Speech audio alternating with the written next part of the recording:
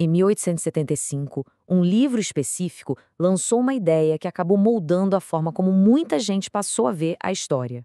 A ideia de que a história é, na verdade, movida por um grande conflito. Esse livro é A História do Conflito entre Religião e Ciência, de John William Draper. Então, vamos mergulhar em como ele construiu esse argumento que se tornou tão influente.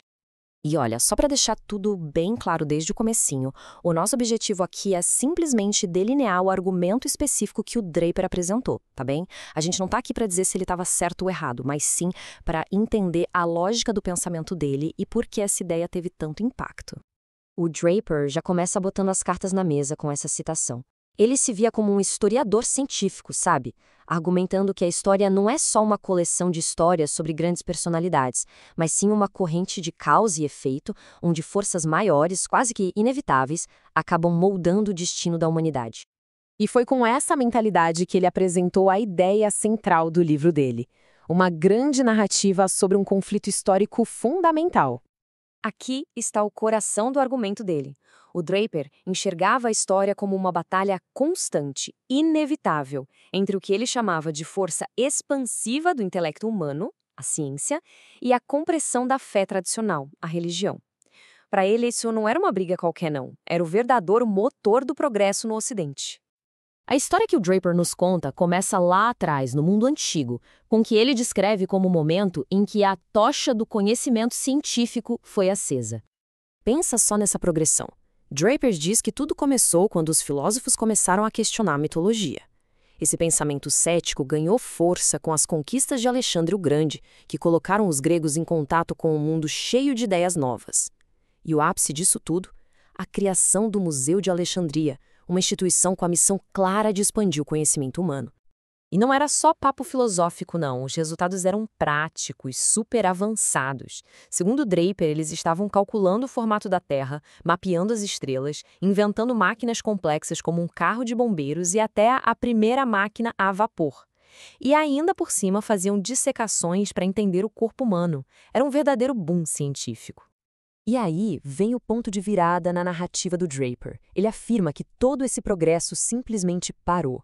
Na visão dele, a ascensão do que ele chama de ciência patrística, que é o conhecimento baseado nos textos dos primeiros padres da Igreja, usando Gênesis como fonte para tudo, acabou apagando a chama da investigação livre que brilhava em Alexandria.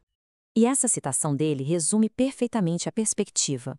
Para ele, um conhecimento que vem da revelação divina é, por natureza, estático.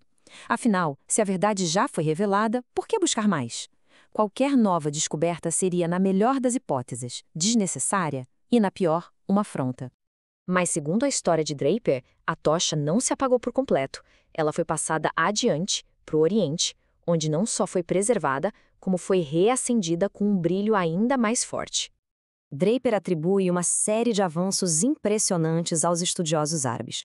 Ele diz que eles basicamente fundaram a química, descobriram ácidos importantíssimos, avançaram na física com as leis da queda dos corpos e inventaram instrumentos precisos como o relógio de pêndulo. Ou seja, eles pegaram o legado de Alexandria e levaram para outro nível. E para deixar esse contraste bem nítido, Draper usa relatos como este de Enéas Silvius. Enquanto lugares como Andaluzia floresciam com ciência e cultura, grande parte da Europa, segundo essa descrição, vivia em condições bem precárias. Para Draper, isso era um reflexo do estado do conhecimento prático da época. Então aqui a gente tem um resumo visual da principal diferença que o Draper aponta. De um lado, o que ele chama de interrogação prática da natureza, ou seja, observar e experimentar. Do outro, o conhecimento que vem de um texto sagrado, visto como a autoridade final em absolutamente tudo. Agora a gente avança para o que seria o grande clímax da narrativa do Draper, a reintrodução dramática do pensamento científico na Europa e os conflitos que, segundo ele, foram inevitáveis. Este slide ilustra um dos conflitos centrais, né? De um lado, a visão do cosmos baseada numa interpretação literal das escrituras. Do outro, um novo modelo, baseado em matemática e observação, que simplesmente virava de cabeça para baixo o lugar da humanidade no universo. Draper destaca as descobertas de Galileu com o telescópio como golpes fatais na visão de mundo antiga.